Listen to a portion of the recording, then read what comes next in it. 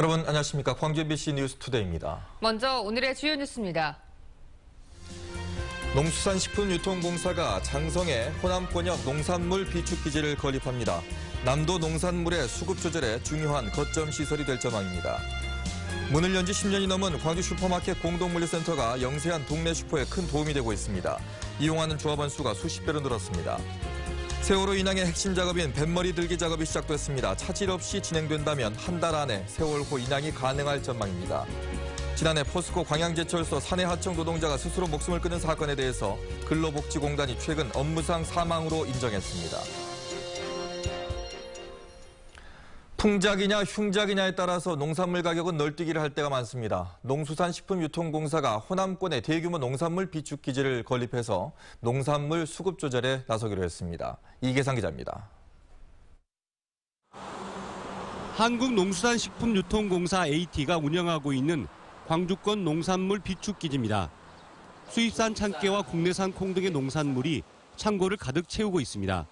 이 비축기지는 지난 1968년에 건립된 창고시설로 지은 지 무려 50년이 다 돼갑니다. 때문에 저장 공간이 비좁은 데다 설비가 낡고 오래돼 농산물을 관리하는 데 필수적인 온도와 습도 조절이 쉽지 않습니다. 부패라든지 어떤 곰팡이라든지 이런 것이 발생할 우려가 있기 때문에 노후 건물의 저장에서는 상당히 어려움이 있습니다. AT는 농산물 비축기지 광역화 현대화 사업을 위해서 전국 5대 권역에 통합 비축기지를 새로 건설하고 있습니다. 호남 권역 비축기지는 11,000여 제곱미터 규모로 장성군 장성읍에 내년 상반기 완공을 목표로 추진 중입니다. 이 시설은 광주와 전주에 있는 두 개의 비축기지를 하나로 통합한 것으로 9,500여 톤의 농산물을 저장할 수 있습니다. 쌀과 마늘 등의 수입 농산물뿐만 아니라 남도에서 생산된 농산물을 비축해서 안정적인 물량 공급을 통해 가격 안정을 꾀할 수 있을 것으로 기대됩니다. 연간 44,000톤 농산물 수매를 하는데 40%인 17,000톤을 호남권에서 이렇게 수매하기 때문에 아주 중요한 시설이 되겠습니다. 농도인 전남북권에 세워질 광역 비축기지는 농산물 수급 안정에 기여하는 중요 거점 시설이 될 것으로 전망됩니다. MBC 뉴스 이계상입니다. 전남도가 오늘부터 26일까지 2주 동안 안방에서 일자리를 구할 수 있는 청년 희망 온라인 채용 박람회를 개최합니다. 전남도는 전남 소재 250개 기업을 모집해 지난 5월 동북권 잡 매칭데이에서 취업하지 못한 구직자들을 포함해 1,000여 명이 참여하도록 할 계획입니다. 박람회 참가를 원하는 구직자는 전라남도 온라인 채용 박람회 누리집에서 입사 희망 기업에 지원하면 됩니다. 주말에는 더위가 주춤했지만 오늘 다시 한여름 더위가 기승을 부리겠습니다. 광주의 낮 최고 기온이 30도로 어제보다 약 4도가량 더 오르겠습니다. 다만 대기가 불안정해져 오후 곳곳에는 동부 내륙에 소나기가 쏟아지겠는데요. 곳곳에 천둥과 번개를 동반하겠고 비의 양은 5에서 20mm 정도가 되겠습니다. 이 시각 구름 모습입니다. 현재 서해안과 남해안, 일부 내륙을 중심으로 안개가 짙게 껴있는데요. 이 안개는 기온이 오르면서 빠르게 거치겠고 가끔 구름 낀 날씨가 이어지겠습니다. 아침 기온입니다. 광주가 21도, 담양 22.6도로 기온이 빠르게 오르고 있고요. 한낮에는 어제보다 3, 4도가량 더 오르겠습니다. 곡성 구례 29도, 보성 27도, 고흥 28도가 예상됩니다. 날씨였습니다. 영세한 동네 슈퍼마켓의 가격 경쟁력을 높이기 위해 설립된 슈퍼마켓 공동물류센터가 문을 연 지 10년이 넘었습니다. 그동안 이용하는 조합원 수가 수십 배로 늘었는데요. 슈퍼마켓 업주들에게는 없어서는 안 될 시설로 자리 잡았습니다. 정명욱 기자입니다. 슈퍼마켓을 운영하는 한도현 씨는 2, 3일에 한 번꼴로 공동물류센터에 들릅니다. 매장에서 팔 물품을 저렴하게 구입할 수 있기 때문입니다. 주류 업체보다는 조금 싸지요. 아무래도 박스당 돈 1,000원 정도 차이 난다고 보면 돼요. 기름값 정도는 빠진다고 보면 되죠.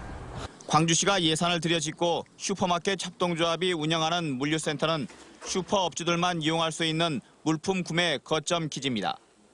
지난 2005년에 문을 연 이후 영세한 동네 슈퍼의 가격 경쟁력을 높이는 데 기여하고 있습니다. 유통 단계를 축소하고 생산 공장과 직거래를 통해 값싼 양질의 물품을 동네 슈퍼에 공급하고 있습니다. 취급 품목만 2만여 가지. 슈퍼마켓 물류체계의 필수 시설로 자리매김하면서 하루에 많게는 200명가량이 이용하고 있습니다. 조합원으로 등록한 슈퍼업주들만 해도 2,000명이 넘습니다. 출범 당시인 11년 전에 비하면 30배가량 증가한 겁니다. 조합에서 제조사에서 직접 갔다가 슈퍼 사장님들한테 공급하는 단계 축소로 인해서 그만큼 그 마진을 더 확보할 수가 있었습니다. 그래서 지금은 활성화가 되어 있는 상태입니다. 그동안 좋은 창고가 없어서 청과나 야채 등 신선식품을 취급하지 못했던 한계도 조만간 해결됩니다. 76억 원을 들여 짓고 있는 새 물류센터가 다음 달 말쯤 완공되면 대규모 물류 창고와 함께 좋은 창고가 마련돼 골목 상권 활성화에 더 큰 힘이 될 전망입니다. MBC 뉴스 정용욱입니다. 중소기업과 예비 창업자들이 입주하는 도시명 복합산업시설이 광주에 문을 엽니다. 광주시에 따르면 동명동 옛 광주교육과학연구원 부지에 공간 6층, 별관 2층으로 구성된 복합산업시설 아이플렉스 광주가 다음 달에 개관합니다.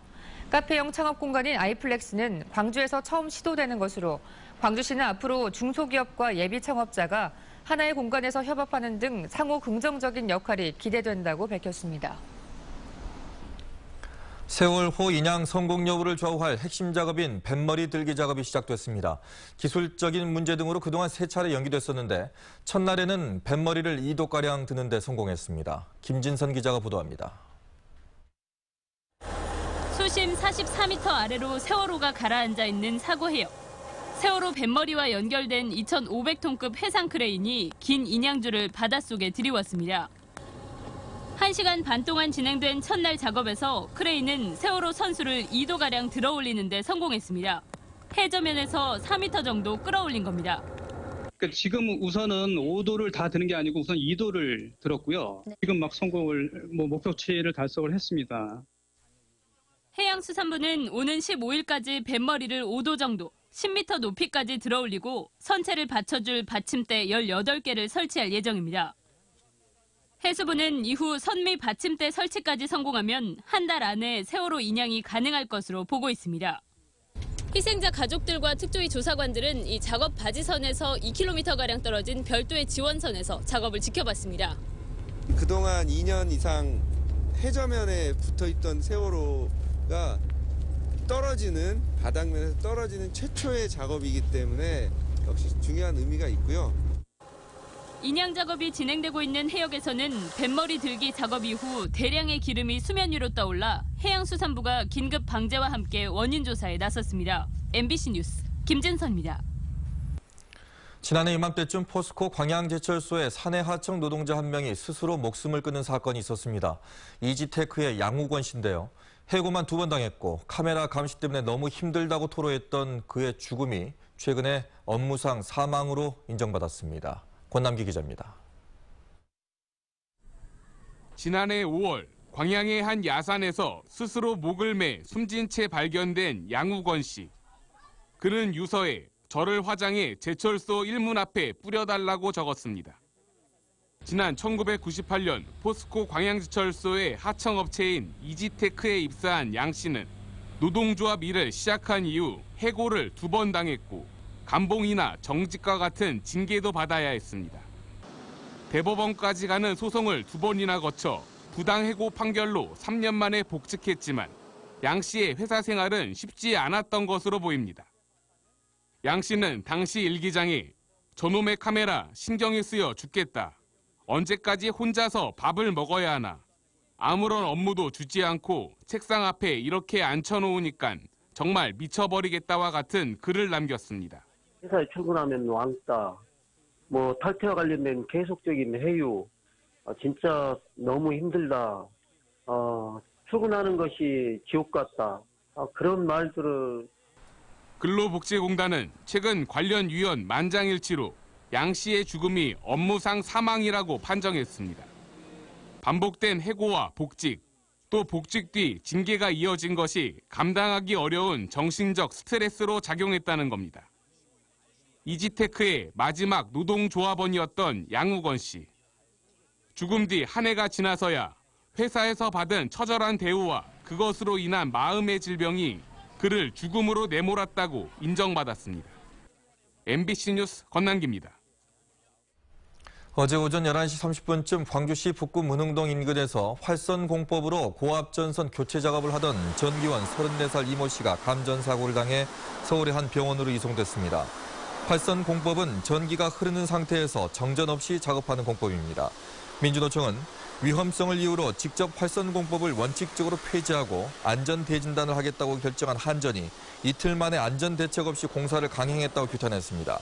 한전 측은 대체 공법이 개발될 때까지는 이 공법을 쓸 수 있다고 해명했습니다. 어제 낮 12시쯤 화순군 화순읍의 한 농장에서 길이 1.5m가량의 멸종위기 야생동물 1급인 황구렁이 3마리가 그물에 걸린 채 발견됐습니다. 소방당국은 황구렁이들이 농장에 새가 들어오지 못하도록 설치해둔 그물에 걸린 것으로 보고 인근 야산에 풀어준 한편 정확한 경위를 조사하고 있습니다.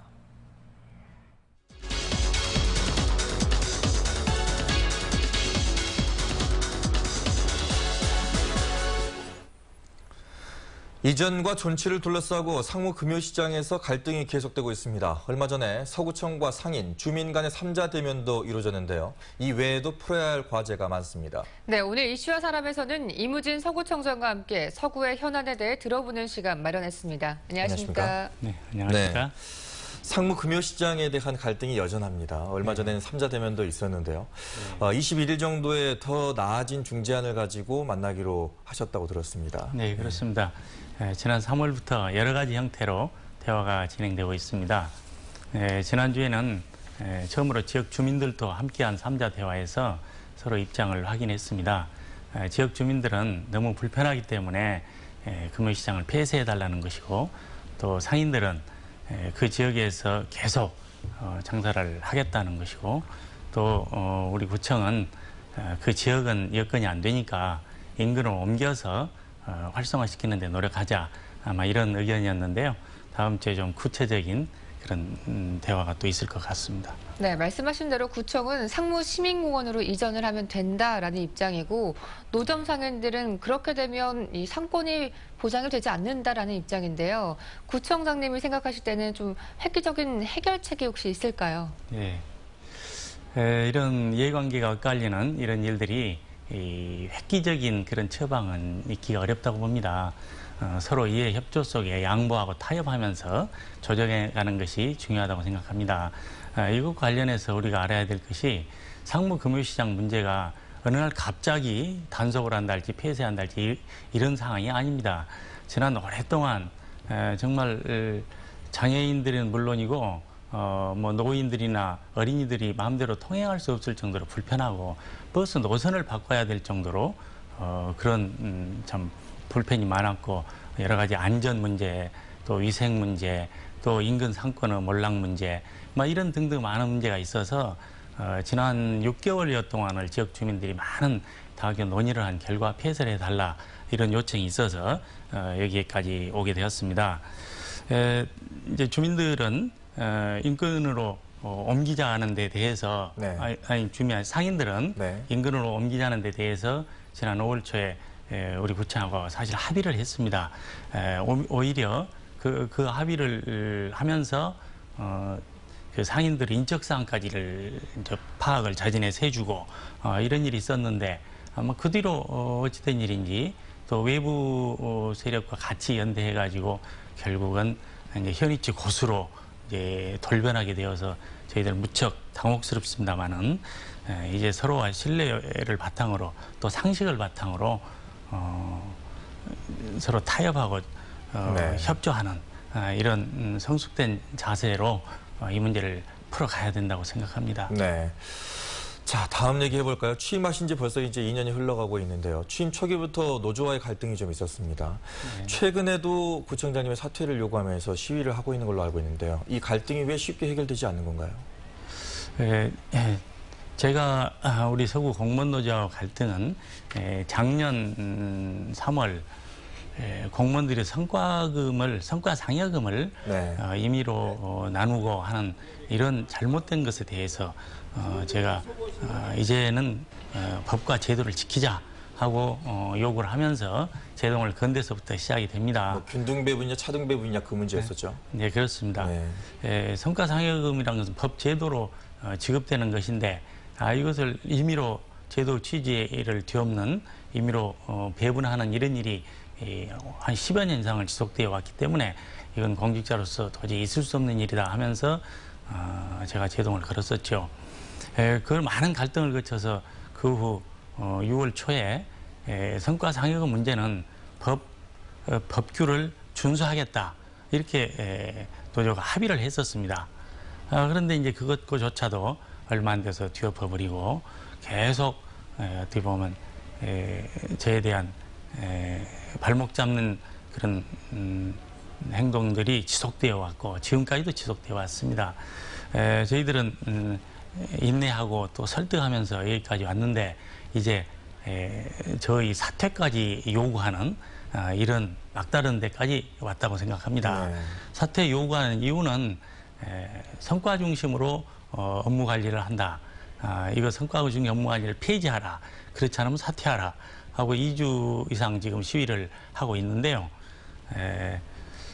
일 중심 업무 관리를 이유로 사퇴를 요구한 것은 아마 대한민국 어디에도 지금까지 역사에 없는 일이고 또 직접 선출한 주민이면 몰라도 공무원이 또 단체장을 사퇴하라.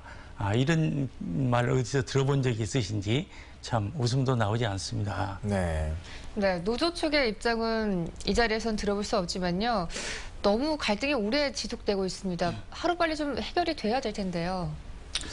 그렇습니다. 갈등을 지속하고 싶은 사람이 어디가 있겠습니까? 그러나 우리 지역사회에서 지금 광주시청도 노조와 불편한 여러 가지 사정이 있는 줄 압니다만은 서구청이 시끄럽다.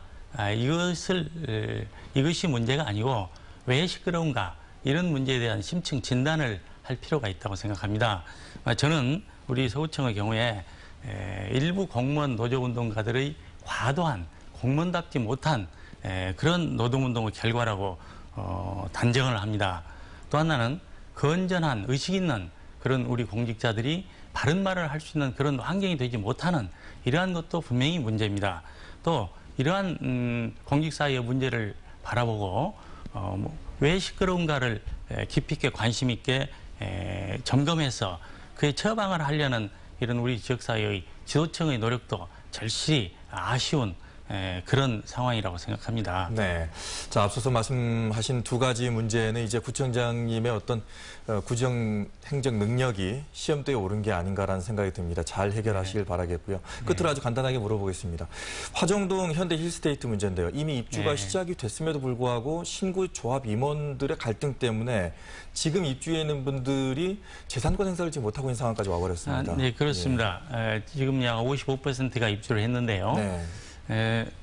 문제는 전임 조합장은 조합원들에 의해서 해임 의결이 되어 있고 그래서 권한이 중지되어 있고 또 새로 뽑은 조합장은 조합장을 선임하는 절차상의 하자로 인해서 조합장으로서 인가를 해주지 못하는 그래서 조합장이 지금 공석인 상태입니다.